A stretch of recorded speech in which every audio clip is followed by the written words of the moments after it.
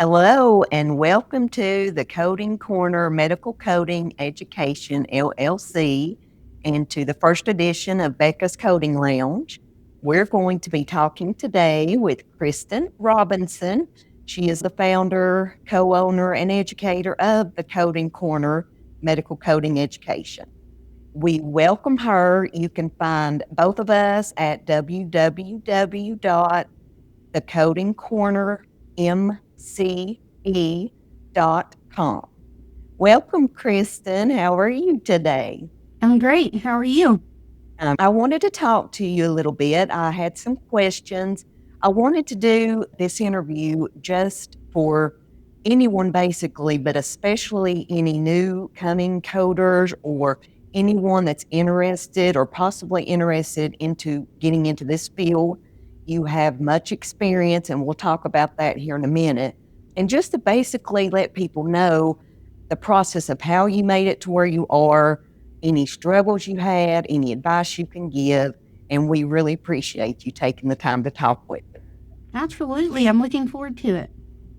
Okay, first off, how did you begin your career? What was your starting point or your why that made you focus on this career of all? So, starting off, I had originally gotten my bachelor's degree in food service management. I was working in food service management, and it really was not fulfilling to me. It was not what I had pictured it to be for my long-term career.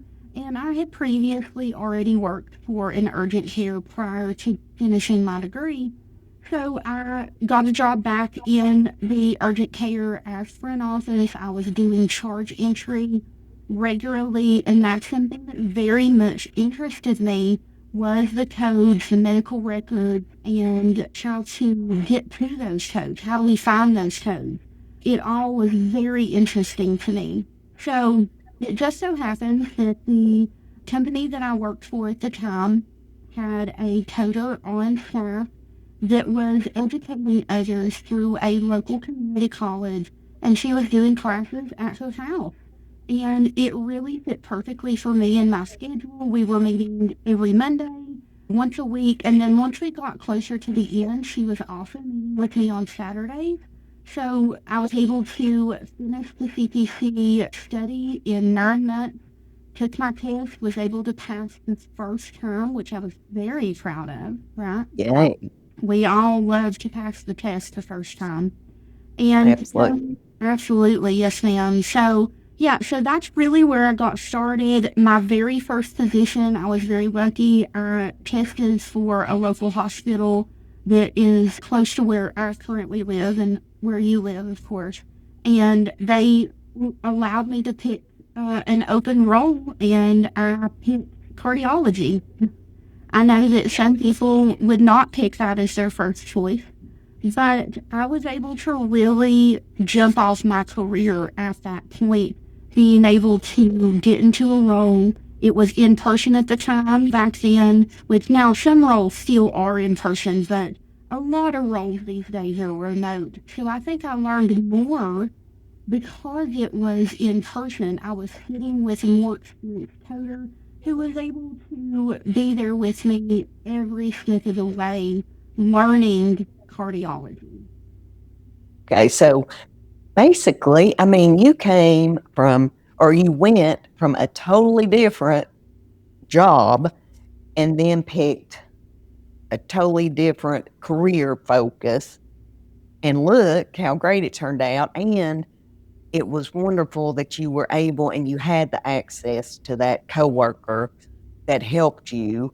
And that makes a big difference, I think, especially when you have someone that's patient and willing, because not a lot of people are willing now, especially to help others instead of just worrying about, getting themselves higher on the ladder. Mm-hmm. And so I think that's wonderful that she did that. And two, cardiology, I'm not going to say that I would do that at all. That's not my preference. That's your wheelhouse, and I'm so thankful for that. But two, it's good to me, in my opinion. I think sometimes it's good to have that, like when you started in urgent care, and to have that start to where it's not full-fledged coding at first, it can give you that knowledge and also help you know, hey, is this the field I want to go in, or is this interesting to me? That you found it very interesting. And you talked about medical records, and I think you like, which a lot of coders do, the dissection and the puzzle and the hunting the information and putting it together and making it all in a package that fits. And is, so I think that's a very interesting story. And I think it gives others hope that not to feel like they're stuck where they are. If they want to move on or go to something else, try something else, they can do it. They can do it if they work. I'm not saying it's easy, because it's not. And when you said you passed the first time, that's amazing, because unfortunately, a lot of people don't. And we don't want people to get discouraged if they don't, because they can do it if they work hard enough and study hard enough. It can be done. And we want people to know that they can make it happen, but it's not going to be an easy task of, oh, I can do it, because it is meant to be a difficult test. So I agree. And I think that's a wonderful story. That's a great witness to people that would tell them. Go ahead. I'm just going to add that I think that for a lot of people, the make or breaks between passing the test the first time or going on to take it multiple times, there are many factors, but a lot of it comes down to your teacher. It comes down to the interest they have into you and the time and energy that they're willing to put in to making sure you pass. That's one thing I can truthfully say about the person that taught me, is that she had a passion for it, like I currently have a passion for it. And I think that really propelled me to do as well as I did. Right. And I agree. And we both agree on that it's not about teaching them to pass the test. I mean, they need to pass the test. But if they don't know what they're doing after they take the test, then what? They have to go to the real world. They have focused their time and energy on this profession. And if this is what they want, they need to be able to be prepared for it in the long run, not just pass that test, let's memorize, pass that test and get it done. And unfortunately, there are some places or, facilities, whatever, institutions that do focus so much on passing that national exam that they forget what's going to happen in the long run. And they just put them through the class, let them pass their exam, drop them, never hear from them again. That's it. So it does make a big difference in how that person that you're working with, no matter where it's at or from, has that passion, like you said, that they want you to succeed, not just for that test, but in the long run. Yeah, so as far as personal goes, throughout my career in coding, obviously started my career almost 11 years ago. At that time, I was much younger. At the time, I wasn't married. I currently now have a 2-year-old, almost 3-year-old boy. And I think that everyone is at a different stage in their life when they begin this career. So what one person may or may not have gone through may be different than the other person. So for me personally, I was very lucky that when I began this career, I had the time available to really focus in on studying for this test. So personally wise, I think it was a godsend for me to be able to spend 1 or 2 hours a night every night and multiple hours on the weekends also to study for the exam. Now, of course, life changed. I've been married for 10 years now. I have, like I said, my 2-year-old, almost 3-year-old boy, and, he does have some health issues that we are dealing with that also adds another layer of responsibility in my life. But the one thing I would like to say is no matter the changes I've had throughout my career and throughout my life, I've always been able to pivot and take a turn in areas if necessary. And I think for me, that has been the making point for me to continue to grow within this business. And if you don't mind, I'm going to throw a question at you. Since you were mentioning your family life, there are so many coders or so many people that are interested in this field because they might think, hey, this is a great way to work at home, not worry about much. What advice can you give them, or what guidance can you tell them? Because sometimes I think they get misled and they don't realize I'm trying to think of the word, focus and discipline that they need to be able to be at home, take care of their family, and do the job that they are supposed to be doing. Can you give any opinion or advice on that? Absolutely. So I started working 100% remote in 2018. So I have been doing the remote work for plenty of time now. Within a couple of years, it'll be a decade, right? So I feel that there are some parameters that really need to be set as far as working from home. Okay. Remember, 2018, I didn't have a child at the time, but I did have other responsibilities. So you have to be able to physically separate your personal responsibilities from your professional responsibilities. This is a career, as you mentioned, requires focus, and it's hyper focus. I'm not going to say you can't, because I know that there are people out there that do it. But my recommendation is that you don't intermingle your personal and professional responsibilities.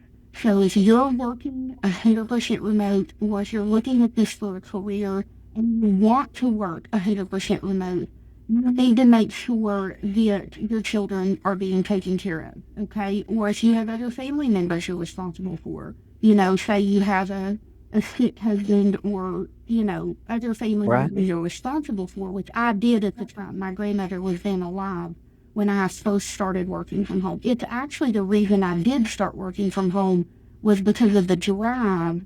My job at the time was almost an hour each way. So at the time, it made sense to find something working from home, but that wasn't a reason for me to take care of her from home during those hours. I still had a sit-in person that came and took care of her needs for the entire 8 hours I worked every day. Same goes for my son now. My husband's a stay-at-home father. He has full responsibility of my child while I'm working all day long. I may see my child in and out if I get up to get a drink or use the restroom or something like that. But I'm not the one caring for my child. I believe personally that it is not impossible, but very difficult, because one of the two is going to suffer.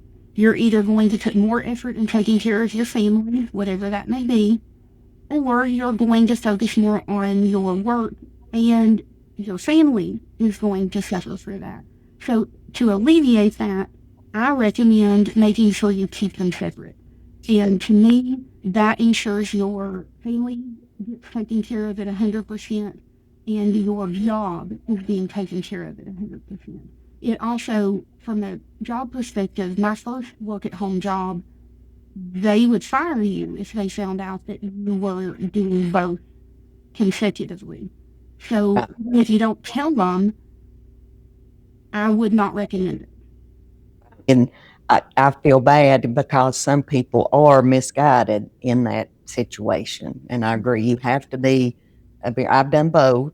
And I think you do have to have that discipline to separate the two. And again, like you said, it's not always just having children, it's other, we're at the age now where parents and grandparents, where you're having to be responsible for them. So thank you. Okay.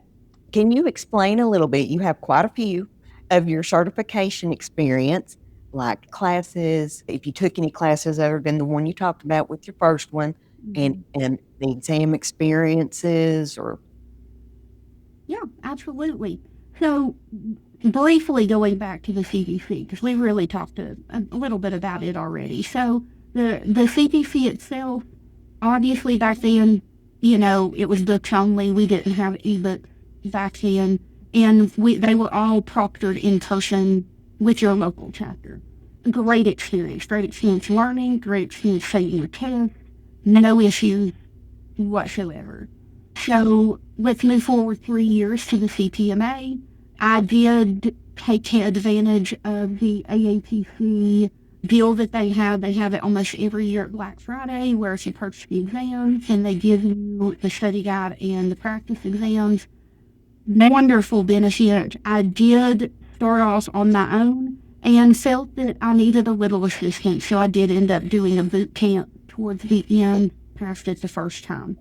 The CCC was the third exam I took, which is the cardiology exam. And again, great experience. I was able to get the study guide and the practice test and passed it the first time. On that one, I did do a boot camp as well. I think a boot camp is always a good choice, especially if it's something that you feel like you need a little extra bump in that area.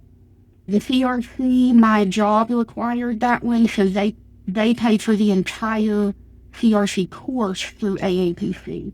Amazing. Loved it. Representatives of the exam passed it the first time again. CEMC, I did not have to take a boot camp for that one.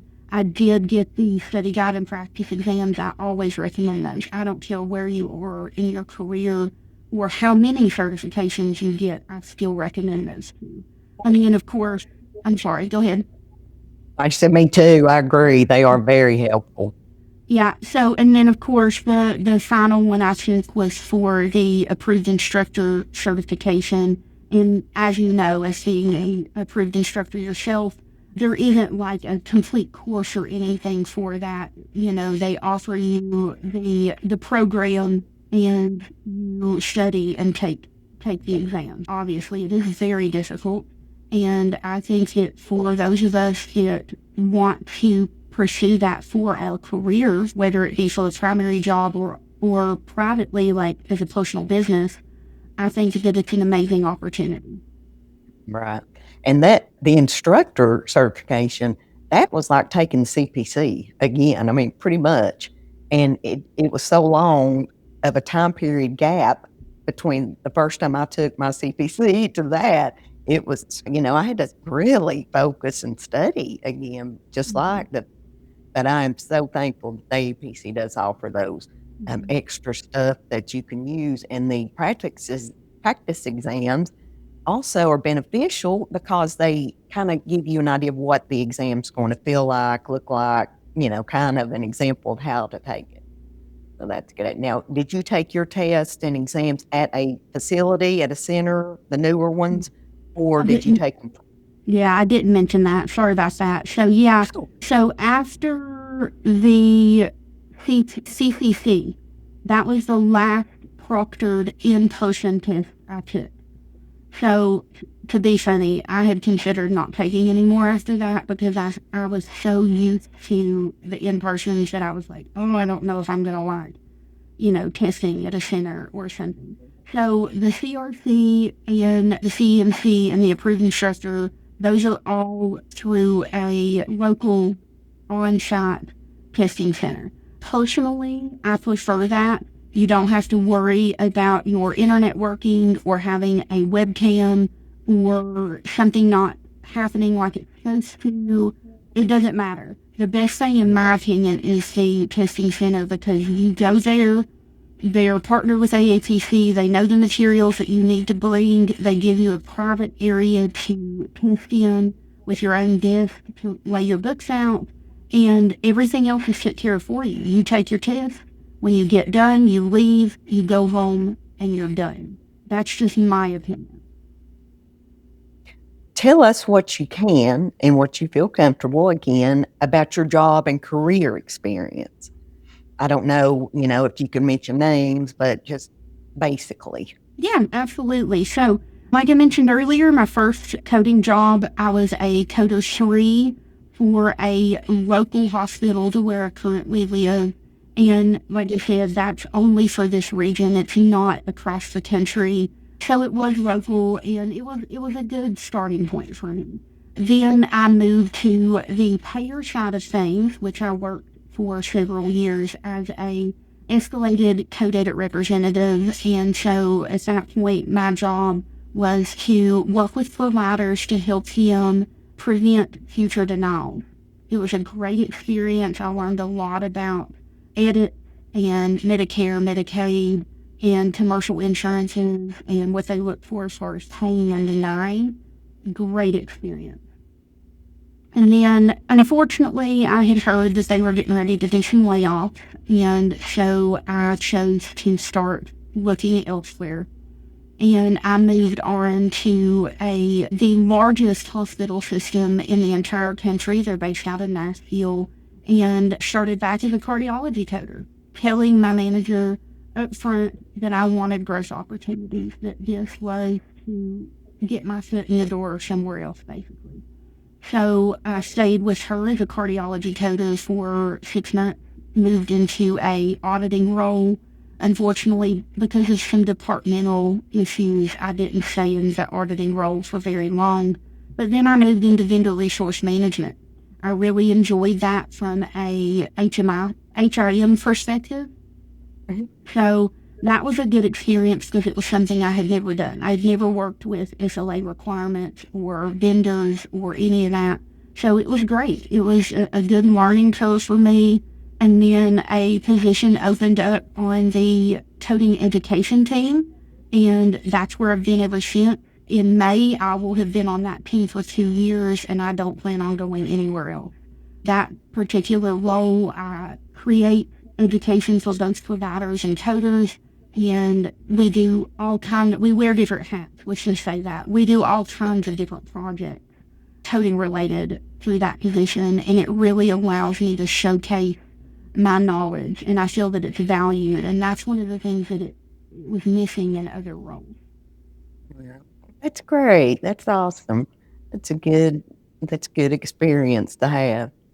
Okay, now what guidance could you provide to other coders, whether new or experienced? Do you have any guidance that you could think, yeah, that's what I would tell them? I would tell them to allow themselves to pivot into new roles. I understand that as new coders, our goal in life is to become a coder. We want to be a coder. But there are so many opportunities in this world of coding adjacent or coding related opportunities. So don't let your end all be all to just be a coder. We are way more than just coders. Look into these auditing roles. Look into payer positions. Look into like special investigations. If you really like research, you like fraud and abuse or something, go into that. If you love diagnosis coding, look into the HCC role.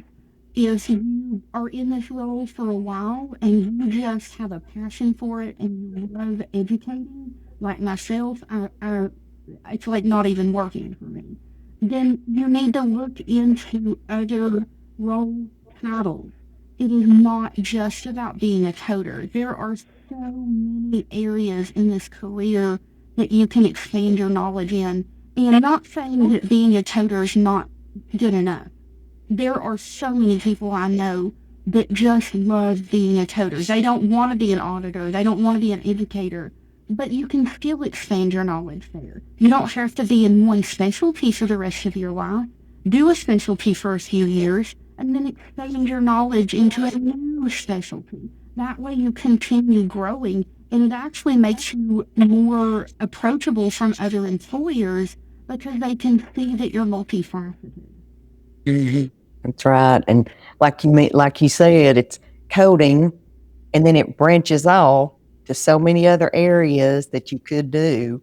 And again, if you like doing that, then do that. But it could be so much other stuff if you choose to go that route. Mm-hmm. So, what are Cristin's next steps? Do you have big expectations that you have set for yourself? Yeah, so part of them are coming true right now. You know, we have begun this journey of our LLC for the Coding Corner, which has been a vision of mine for years now.